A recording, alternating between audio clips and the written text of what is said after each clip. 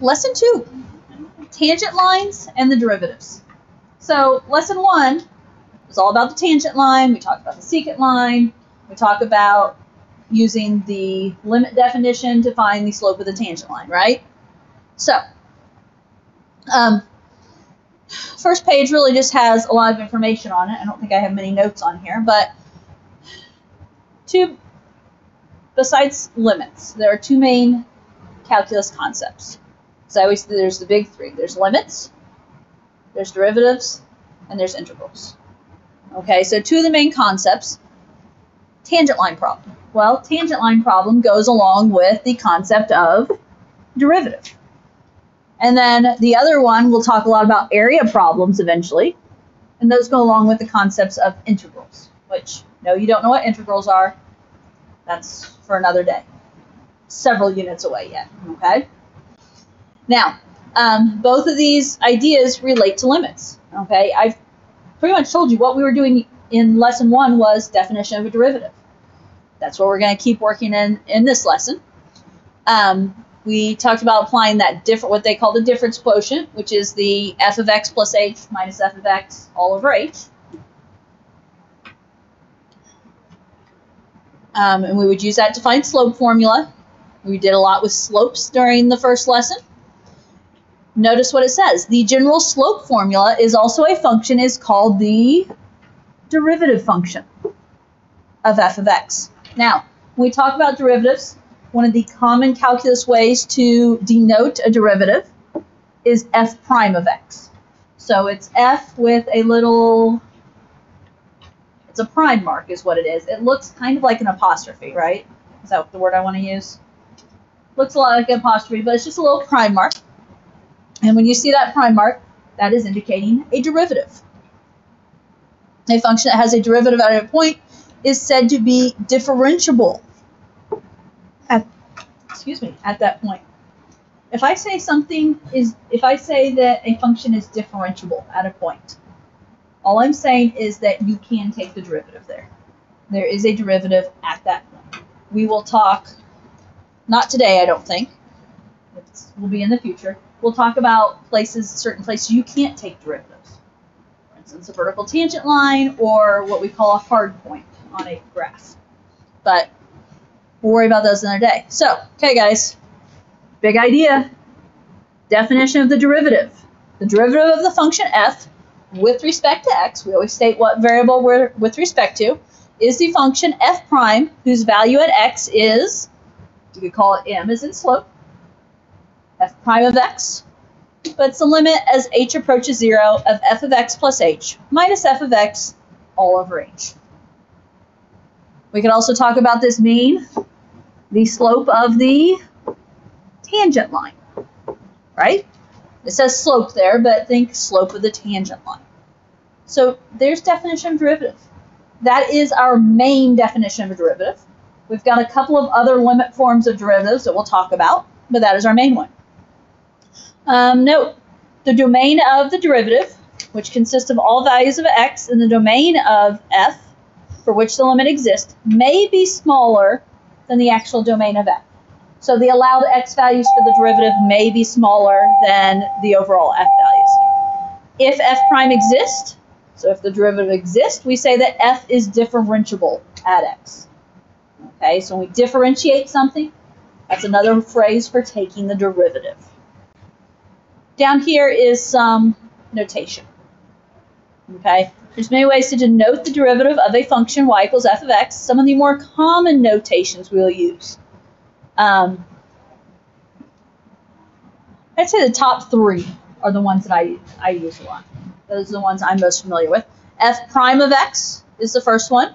It names the function and the independent variable, so it's the derivative with respect to x. Y prime, you guys know f of x is equivalent to y, right? That y can replace f of x, so y prime. It's shorthand, it's brief, it doesn't name, so it doesn't say that it's the derivative of y with respect to x, but it's still common notation. dy dx is how I read the next one, or dy over dx, but I usually just read it as dy dx. And it's the derivative of y with respect to x. Uses D for derivative, which is common. You'll notice in these bottom three. Names both variables. It says awkward to use there, but maybe just because it's a little bit more than the f prime or y prime. You see that one a lot. Okay. And again, on AP, you need to be familiar with all of these, right? They could just throw anything at you. And we may even talk about some others as we go through the year. df dx. I'll be honest, that one, I haven't seen that one before, to be honest. But it makes sense. It's the derivative of the function f with respect to x. And it's just, as it says there, I'm emphasizing the function's name is f, not y. And then this bottom one, the d dx out front, that is common to throw in front of something, indicating that we want to take the derivative of it. These others are all ones that you'll say, okay, f prime of x equals. It equals the derivative. This d dx of f of x is saying, okay, as I read, d dx of f at x, or the derivative of f at x, and that's just saying we're going to take the derivative. So we'll put that d dx in front of things. Shows that differentiation is an operation performed on f. We'll go through them. You'll see them. You'll get used to them. Okay?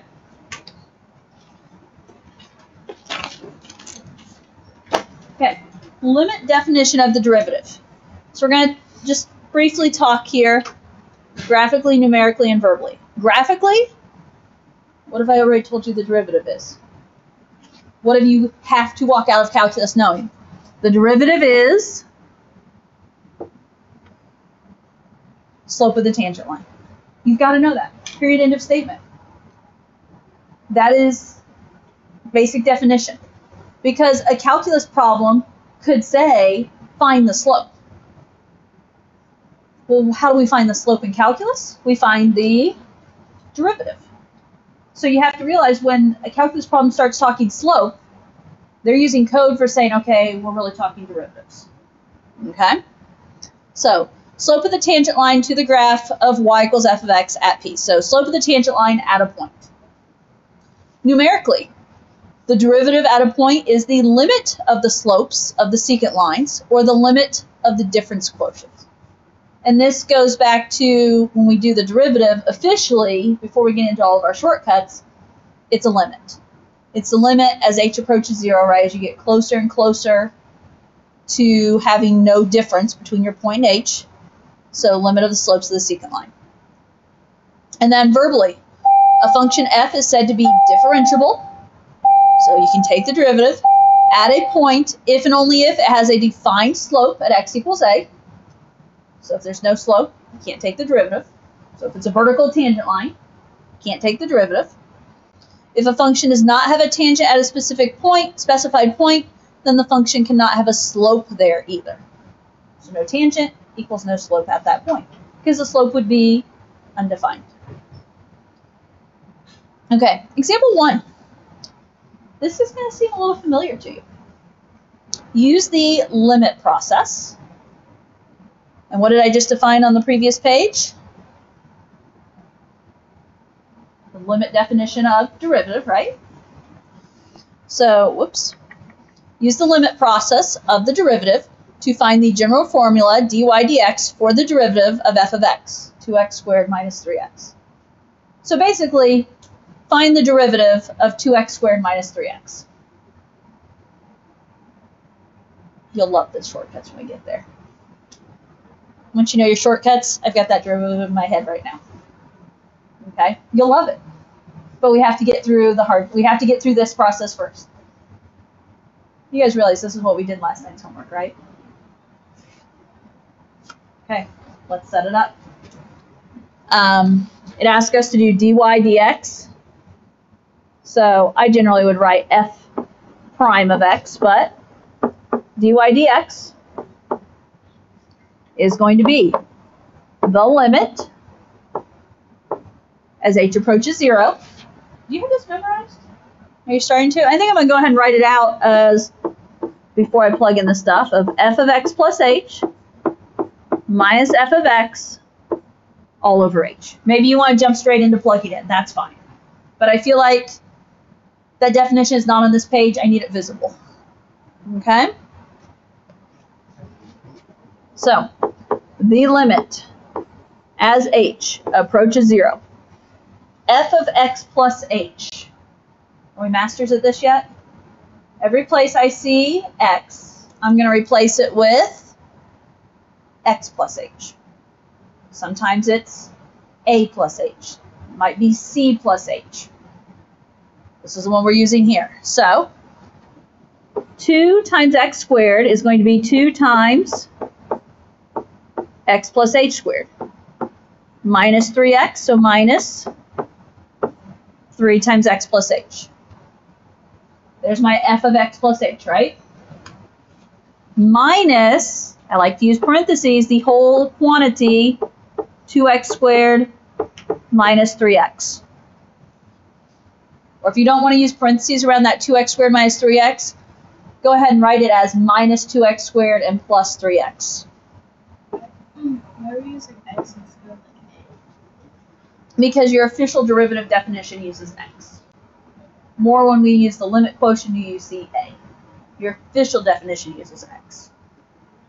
Now, really, we could use about anything. I mean, you know, you see a, that's, you know, I'm not going to say there's a right way versus a wrong way here. But the official limit definition on the previous page uses x, and that's what we're going to use. Okay, guys. Did you start doing your algebra?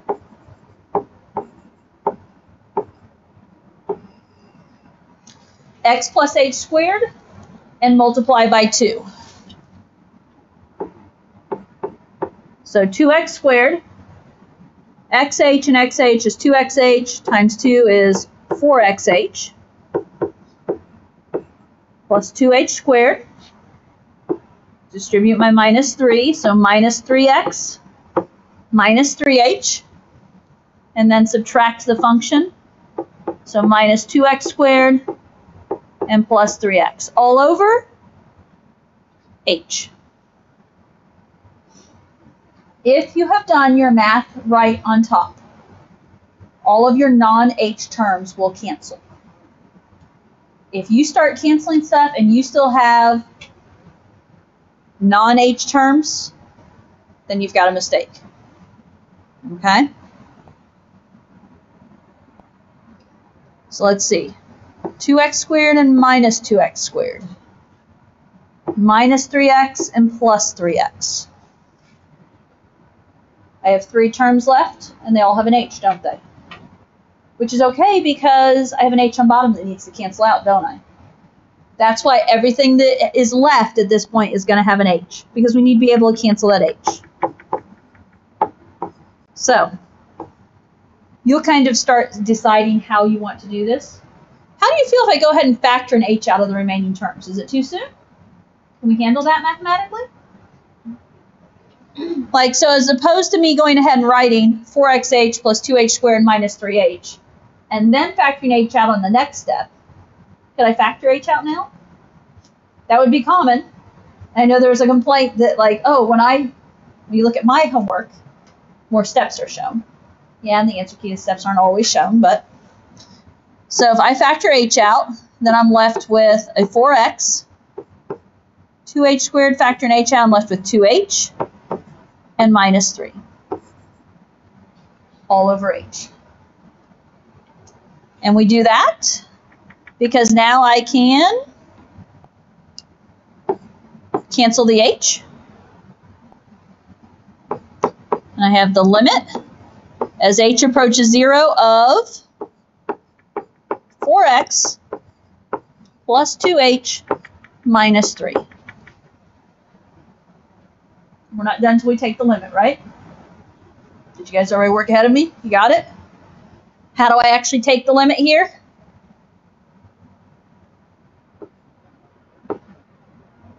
Plug 0 in for h. What do we get when we plug 0 in for h? 4x minus 3.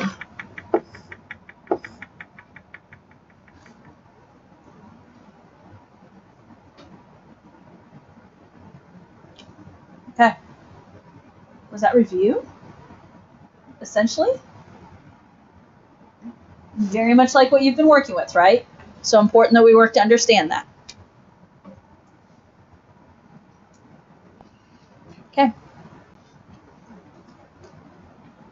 Basically use the definition of derivative to find another one, right?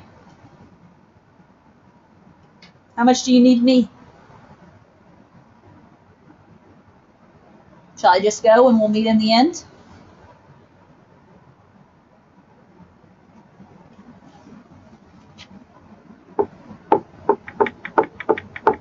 If you want to ask for f prime of x, I tend to start my derivative with whatever they ask for. Last time they asked for dy dx, I started with dy dx. This time they're asking for f prime of x. I'm starting with f prime of x. Don't forget to write the word limit at the front, please.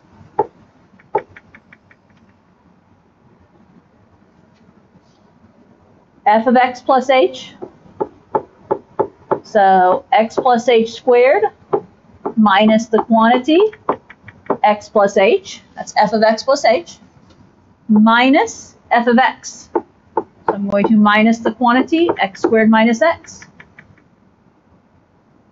all over h. If I say I just about put that all over 2a, do you guys know what I'm doing? What has 2a on the bottom? Quadratic formula? My brain just went to quadratic formula for a moment. Is that what you do? We did some quadratic formula 3 calc this morning. So, sorry, maybe I shouldn't throw that in there. Maybe I'm confusing. Okay, limit as h approaches 0. See if we don't get our algebra right. X squared plus 2xh plus h squared minusing x minusing h, and then minus x squared plus x all over h.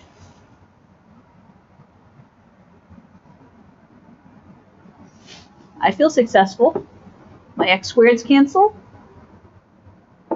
My x's cancel. Similar setup to last time, so I have 3 terms left again. Then I'll involve h. So the limit as h approaches 0 of 2xh plus h squared minus h all over h. I didn't go ahead and factor the h out that time for some reason. So the limit as h approaches 0, if I factor out my h, I've got 2x plus h minus 1 all over h.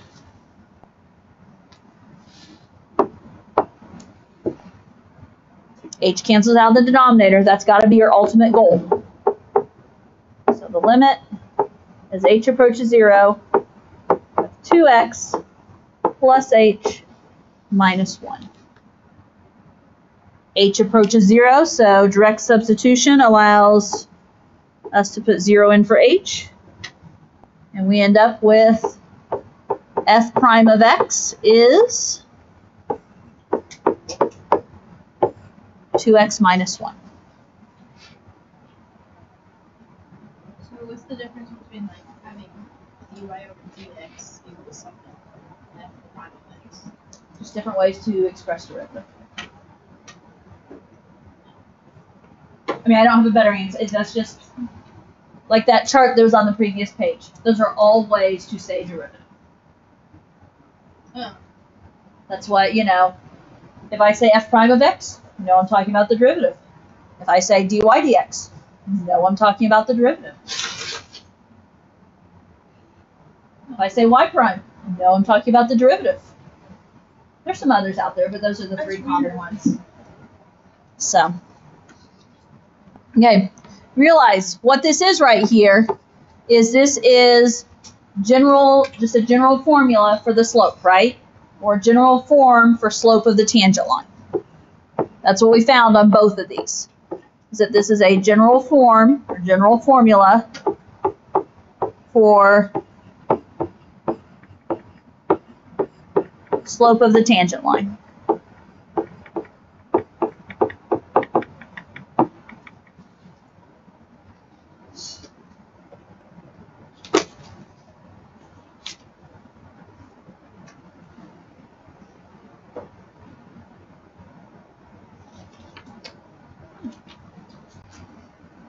Okay, moving along. I feel like had we gotten started earlier, I probably could have done this whole lesson in one day. I may even shortcut it. We'll see. Okay. Next page. We've got some alternate forms. When we talk about definition of derivative, just like there's multiple ways to express the derivative, there are also, come on, I don't know, it's in my lost and found, but I hear lead in it, unless it doesn't work. Okay, alternate forms of the derivative. These are other limits that also work. Okay, so the other ones you'll see. The numeric value of the derivative at a point x equals a is also found by, so if you're trying to find the derivative at a, you can do the limit as h approaches 0 of f of a plus h minus f of a all over h. That's basically what we just did with a put in there, right? A representing an actual number as opposed to x just being a variable. Or this other one is limit as x approaches a of f of x minus f of a over x minus a. I think my Saxon book called that symmetric derivative, is what it called it. But again, these are just other ways to find your derivative. So, provided the limit exists, of course, for all a, which the limit satisfies, f prime of x is a function of a. So, a couple more forms of derivative. Example 3. Use the alternate form of the derivative to find f prime of a for f of x equals the square root of 3x plus 1 at a equals 1. And so we're going to use, and they say alternate form, we're going to use this one right here to do example 3.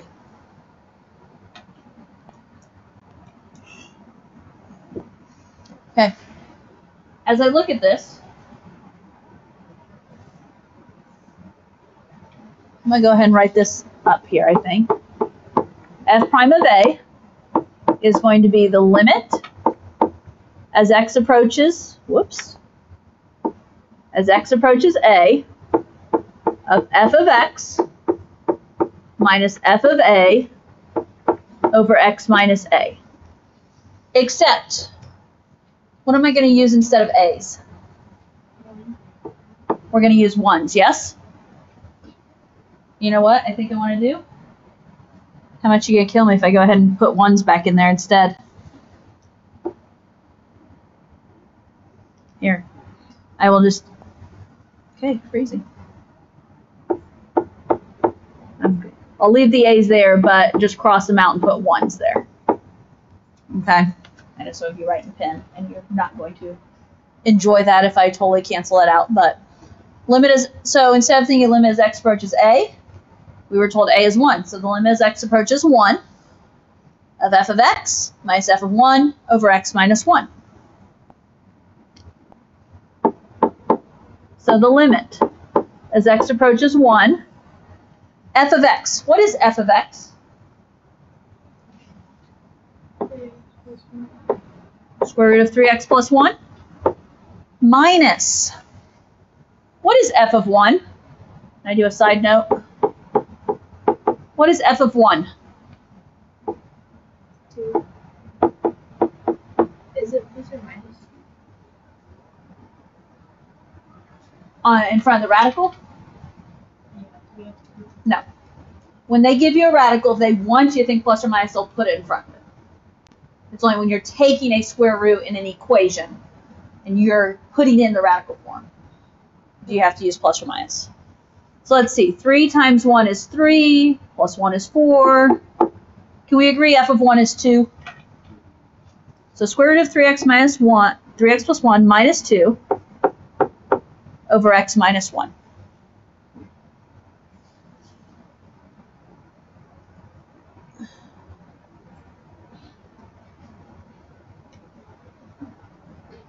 Now, what do we do next? You did a couple like this in homework, actually. We have that radical up there, don't we?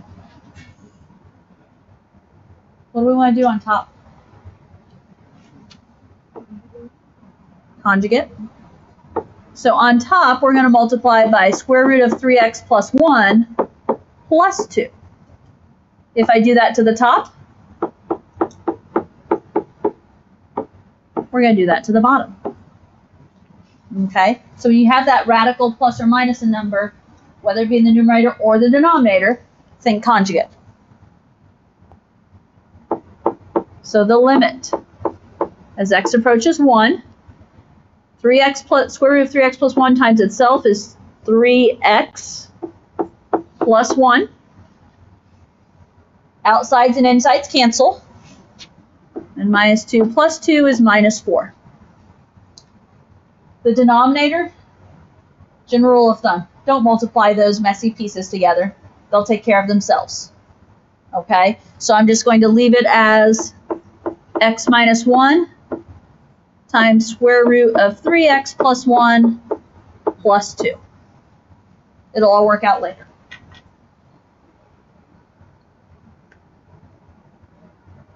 On top, clean that up. What is 1 minus 4? Okay.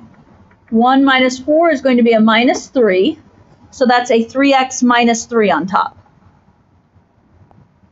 What do you know about 3x minus 3? Factor the 3 out. That's exactly what I need to hear. So the limit as x approaches 1 on top. If I have 3x minus 3 and I factor a 3 out, I'm left with 3 times x minus 1. What do we happen to have in the denominator? X minus 1 times that lovely square root of 3x plus 1 plus 2. The whole thing that works is the x minus 1 will cancel.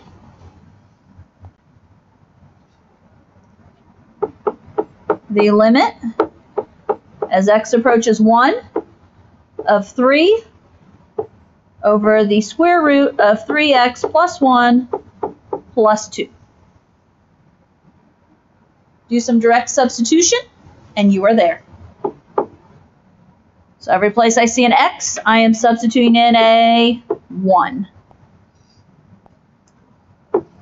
So 3 over 3 times 1 is 3, plus 1 is 4, square root of 4 is 2, and 2 plus 2,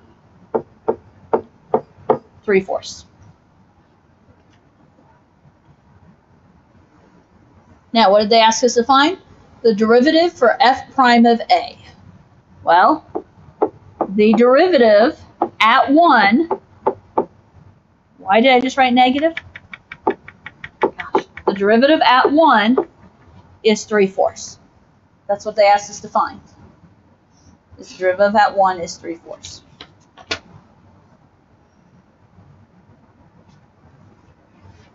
Okay.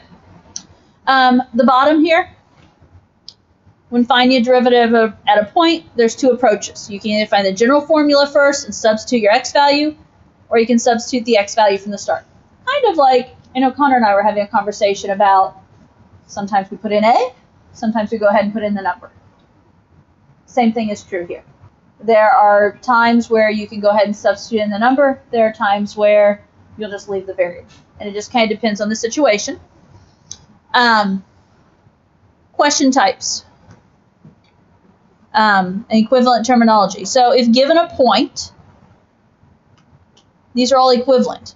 Instantaneous rate of change at A, slope of the tangent line, derivative, and f prime of c, so derivative at c. Now notice, it changed up here. A is the point here, C is the point here. Actually, it should still be A based on this right here, but those are all equivalent language. Okay, all the same. Over here, if given 2 points, if you're giving 2 points, you could be finding average rate of change, slope of the secant line, or f of b minus f of a over b minus a, which is basically a fancy way of saying slope.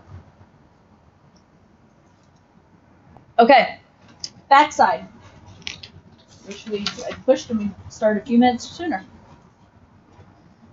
Find the slope of the tangent line to the hyperbola y equals 2 over x at x equals 3. Okay. Well, slope of the tangent line. What are they wanting me to find? the derivative, yes? Now, this is that alternate form it says to use there. So f of x, what is f of x? Gosh darn it, I forgot to write limit. Okay, try this again. The limit as x approaches a, except. We can go ahead and do it. What is a? Okay, so the limit as x approaches 3, f of x. What is f of x? The 2 over x right here, yes? So 2 over x minus f of a. Well, f of a, we're really saying f of 3. What is f of 3? 2 over 3. All over x minus 3. There are different ways we can handle this. One common way, multiply to get rid of denominators. What are my denominators right there? X and 3. So what's the common denominator we multiply by? 3x. So I can multiply numerator and denominator by 3x, and this will clean up much better. So the limit as x approaches 3. On top, when you multiply 3x times 2 over x, x is canceled. 2 times 3 is 6. Minus 2 over 3 times 3x, 3's cancel. 2 times x is 2x. Denominator, again, I'm not going to multiply it together. Usually it makes life worse if you multiply it together. So I have 6 minus x over 3x times x minus 3. What can I do in that numerator? 6 and 2 have a GCF of 2. Specifically, I'm going to factor out a negative 2 to make signs happier.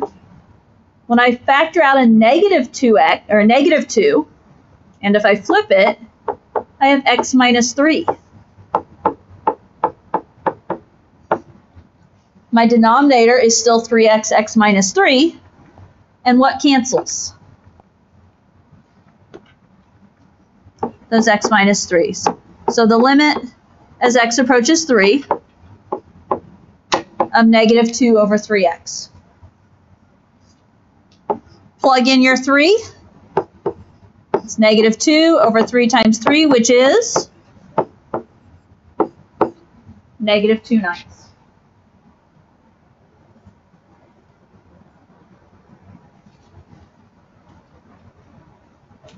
Okay.